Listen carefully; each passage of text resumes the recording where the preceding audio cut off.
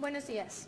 Señoras y señores presentes en este auditorio, para el Tecnológico de Monterrey, Campus Ciudad de México, y para el Centro para el Desarrollo Democrático del Instituto Federal Electoral, es un honor llevar a cabo este segundo foro, las redes sociales en el proceso electoral federal 2011-2012, cuyo propósito es que destacados especialistas en temas electorales y de redes sociales reflexionen sobre el uso, límites y potencial para promover una opinión pública mejor informada durante el proceso electoral federal 2011-2012. En nombre del director general del Campus Ciudad de México, el doctor Ricardo Ramírez, a quien le agradezco mucho unos minutos para arrancar esta importantísima jornada, y a mí propio, les quiero dar la bienvenida en esta jornada, deseándoles a todos muchísimo éxito. Muchas gracias. Gracias. Doctor Ricardo Ramírez Mendoza, director general del Campus Ciudad de México. Doctor Enrique Tamés Muñoz, director de la Escuela de Humanidades y Ciencias Sociales. Maestro Marco Antonio Baños Martínez, consejero electoral del Instituto Federal Electoral. Maestros, alumnos y público acompañante. Reciban un saludo muy afectuoso del consejero presidente del Instituto Federal Electoral y de las y los consejeros del Instituto Federal Electoral. Nos reúne el segundo de los foros regionales del programa de acompañamiento ciudadano. Las redes sociales en el proceso electoral federal 2011-2012.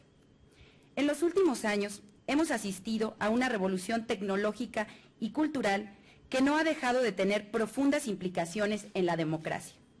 Las instituciones deben ver en las redes sociales una oportunidad para estar más cerca de los ciudadanos, para brindar servicios más eficientes y oportunos, para recibir comunicaciones y críticas indispensables para lograr un desempeño cada vez más óptimo. Es fundamental, por lo tanto, conocer mejor las redes sociales, sus posibilidades, sus alcances, sus desafíos, esto es, comprenderlas para fortalecerlas y así tener la posibilidad de continuar haciendo buen uso de ellas. No puedo sino congratularme porque el debate sobre el tema tenga un contenido tan oportuno. Muchísimas gracias por acompañarnos en este foro y por recibirnos en esta tan prestigiada Casa de Estudios. Gracias. ¿Qué es este Observatorio Electoral 2.012? Es un proyecto que hemos emprendido en el Instituto de Investigaciones Jurídicas de la UNAM y que me honro de ser el coordinador general de dicho proyecto, en el que estamos dando puntual seguimiento a todas las actividades de redes sociales de los presidenciables que no buscan ningún tipo de sesgo político para favorecer o, en su caso, desfavorecer a candidato alguno. Aquí entonces tenemos la presentación y la metodología que estamos empleando. En este caso no tenemos que registrarla frente al IFE porque es un observatorio de redes sociales y todavía no está regulado. No es el caso de las encuestadoras, que sí tienen que estar en este caso reguladas a través de normativa del Instituto Federal Electoral. Uno de los propósitos de este observatorio, que no espero no sea muy altivo, es dotarle a gente joven elementos para que puedan tomar una decisión y que emitan su sufragio el domingo 1 de julio de este año 2012. Al portal ya ustedes tienen el folleto, la dirección, así que por favor apóyennos, denlo a conocer, creo que vale la pena. Y por mi parte, y agradezco al ingeniero Leopoldo Vega su participación, sería todo. Muchas gracias. Hoy en día tenemos 2.267 millones de usuarios en Internet. Hace apenas 15 años había 16 millones. Entonces, esto de alguna manera nos explica el crecimiento tan grande que hemos venido viendo en Internet. Hoy, cada día, se crean 120,000 blogs. Hoy en día se hacen 2.000 millones de búsquedas por día en Internet. Esto es un cambio drástico de dónde la gente busca información. También tenemos que se envían 210,000 millones de mails diariamente. Cada minuto se suben 60 horas de video a YouTube, nada más a YouTube, sin contar Facebook y otras plataformas que permiten video. 4,000 millones de videos se ven diariamente en YouTube. Entonces, estos números nos van dando una idea a nivel mundial de cómo la gente está cambiando sus hábitos de consumo. Más de 800 millones de usuarios activos en Facebook. Igualmente, más de 800 millones de usuarios únicos por mes entran a YouTube. Entonces, las cantidades de personas son impresionantes. Aquí algunos números, me permití traer, Julio, los últimos números que tenemos de la Asociación Mexicana de Internet, un poquito más elevados en cuestión de gente conectada para este año. calculamos que para el día de la elección va a haber 46 millones de personas conectadas a Internet en México. Estas personas pasan un promedio de 4 horas con 12 minutos conectados al día. Cabe mencionar que esto es casi el doble del promedio de televisión. Obviamente hay más gente que ve televisión, pero la gente que ya está conectada pasa casi el doble de tiempo en Internet. Pues nosotros calculamos que en esta elección vamos a vivir por lo menos unos 2 o 3 momentos de inflexión derivados del video. Ya no es nada más que, digamos, platicamos algo en Twitter, oye, ¿viste lo que dijo aquel candidato? ¿Escuchaste lo? Sino que ya lo podemos ver directamente. En todos lados, en donde en un evento público se para un candidato, en todos lados hay alguien filmando. Ya sea alguien del equipo contrario que lo está persiguiendo a ver dónde se equivoca, o ya sea del público que están simplemente filmando al candidato. Y siempre, en todo momento está capturando lo que están diciendo. Entonces, cualquier cosa, ya sea cosas muy positivas o muy negativas, están en YouTube y la gente se las comparte a través de redes sociales. Y entonces no es nada más la plática, sino es el verlo, que tiene un efecto mucho, mucho mayor. Internet y la tecnología permite un grado de integración y un grado de comunicación entre candidatos y público, entre gobernados y gobernantes, que nunca antes se había podido lograr en la historia. Yo creo que estamos viviendo una revolución social mundial. Creo que no está en las manos de ninguno de nosotros, ni el gobierno, la capacidad de detener esa revolución. Esto es algo que se da, así como se dio la revolución industrial, y los países que la aprovecharon se convirtieron en los grandes líderes de siglos por venir, y los países que la dejaron ir, pues siguen batallando para alcanzar el desarrollo.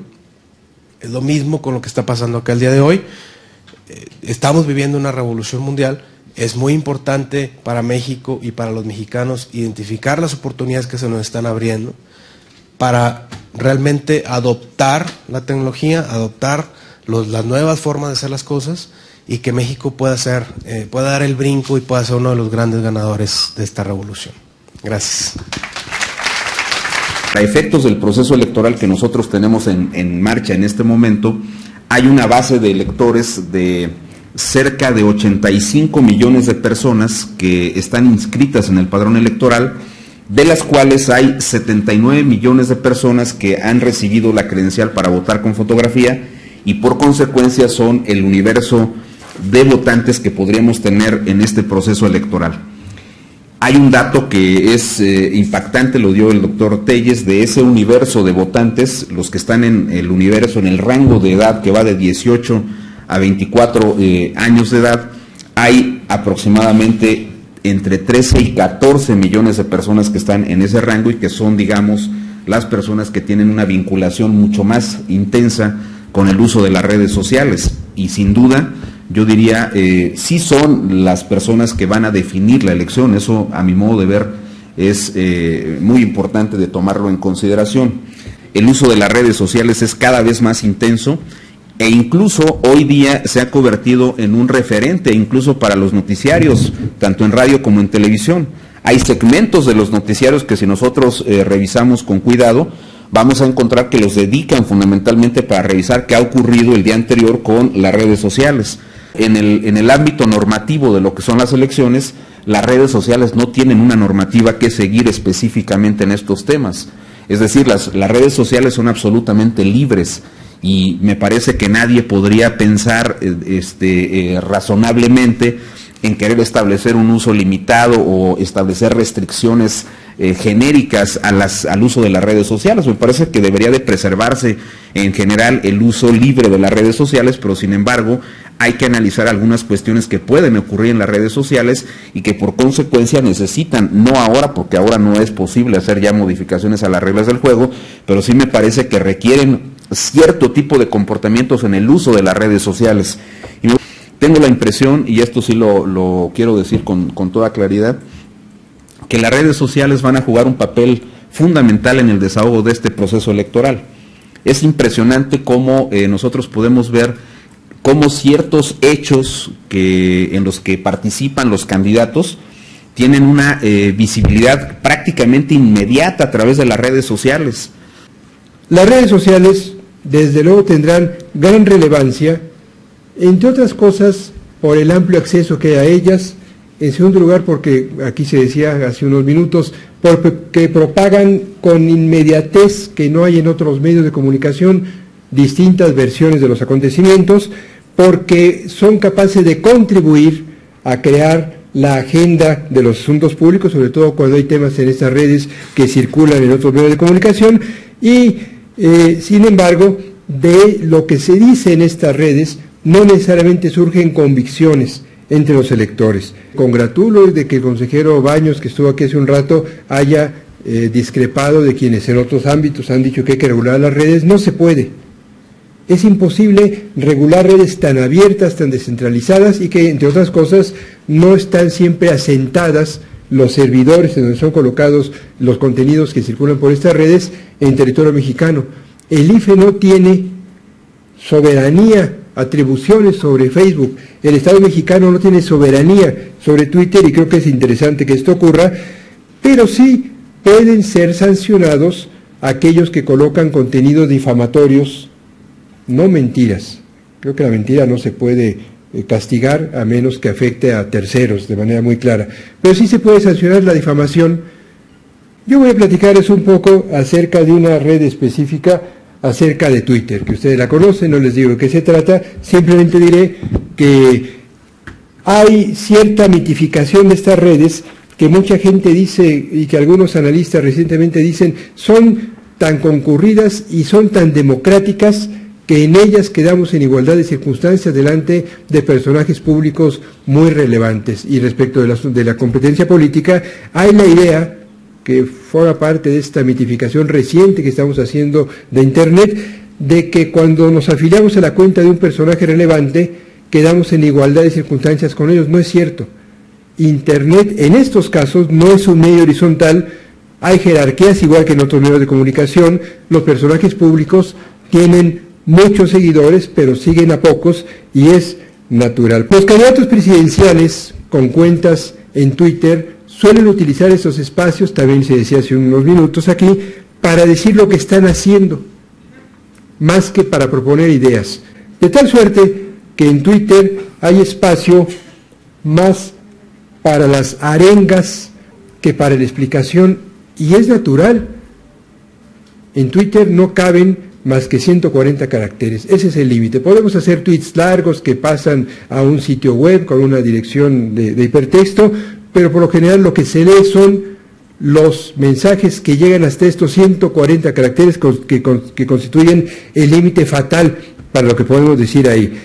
Los intercambios en Twitter tienen, entre otros, 3 grandes rasgos. Son inmediatos y la inmediatez suele favorecer más la oportunidad que la meditación de lo que se dice. Son mensajes abiertos y la apertura entonces es una vía para que cualquiera se asome a una cuenta, a diferencia de Facebook, sin tener que afiliarse a determinado personaje.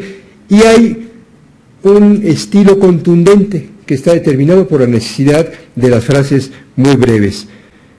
Lo que hay también es una lógica en la red distinta a la lógica del quehacer político, y esto lo explica con mucha claridad una escritora argentina que se llama Beatriz Sarlo, en un libro que apareció hace pocos meses acerca de Néstor Kirchner, que se llama La audacia y el cálculo. Es un libro sensacional de diagnóstico de la vida política argentina y tiene varios segmentos dedicados a la discusión en las redes sociales. ¿Qué dice la doctora Sarlo?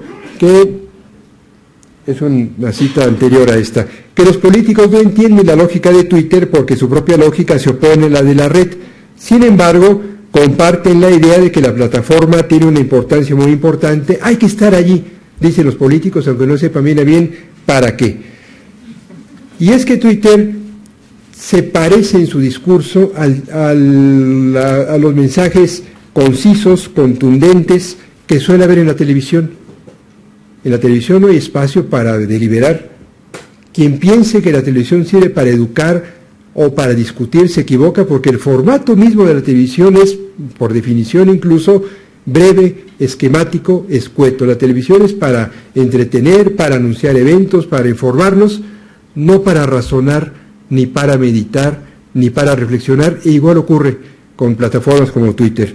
No se puede explicar un discurso político en Twitter de tal manera que los que les hacen sus mensajes a los políticos buscan frases ingeniosas, fórmulas concretas, declaraciones siempre concisas.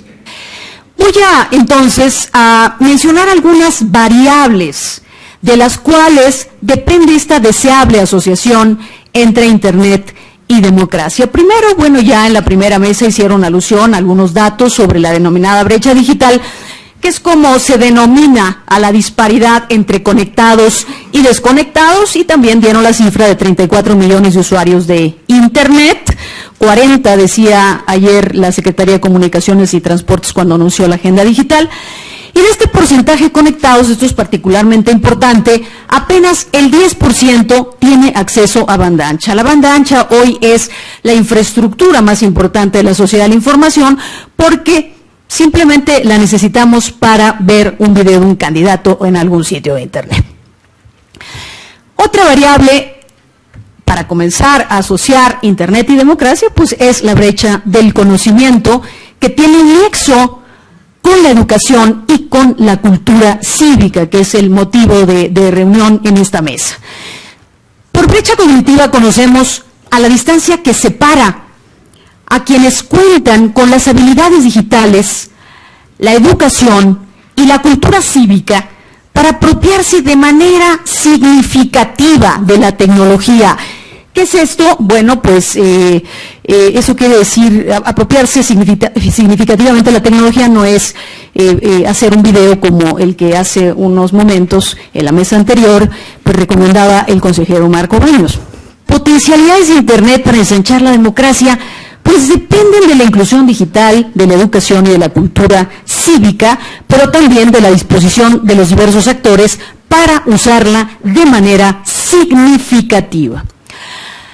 A partir de este proceso electoral, por supuesto que se podrían innovar prácticas que contribuyan a edificar una cultura cívica democrática, lo cual no solo sería lo deseable, sino también una formidable oportunidad para apuntalarla. No solo es un asunto de partidos y candidatos, porque los internautas tenemos una enorme responsabilidad. Somos pocos y tenemos una enorme responsabilidad de usarla de manera constructiva. Preguntas muy pertinentes cuando hablamos de las redes sociales es, ¿qué papel juegan las redes sociales en un proceso electoral? ¿Son determinantes en el resultado? Esta es una pregunta que se hacen con excesiva y frenética frecuencia los medios tradicionales y muchos consultores. Para los primeros, las redes son noticia y han contribuido a reforzar lo que acontece en las redes, o bien nos mantienen informados, como decía Raúl Trejo, de cuántos likes en Facebook ha conseguido o perdido, cuántos follows ha conseguido tal o cual, o quién registra el mayor número de visitas en YouTube. Y aquí la pregunta, ¿el que tiene más likes en Facebook va a obtener más votos en la elección? Pues no necesariamente. ¿El que realice la mejor campaña de las redes ganará? Tampoco.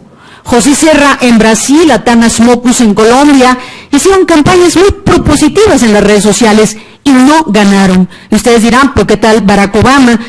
Pues sí, Barack Obama hizo una campaña brillante en la red, pero hay que tener presente la crisis de 2008, la guerra en Irak, para hacer una valoración más subjetiva de los motivos del triunfo de Obama y evitar el despropósito de adjudicar los resultados de esa elección en los Estados Unidos a Facebook. También es un despropósito adjudicar, desde luego, a Facebook y a Twitter el caso de las revoluciones en África del Norte.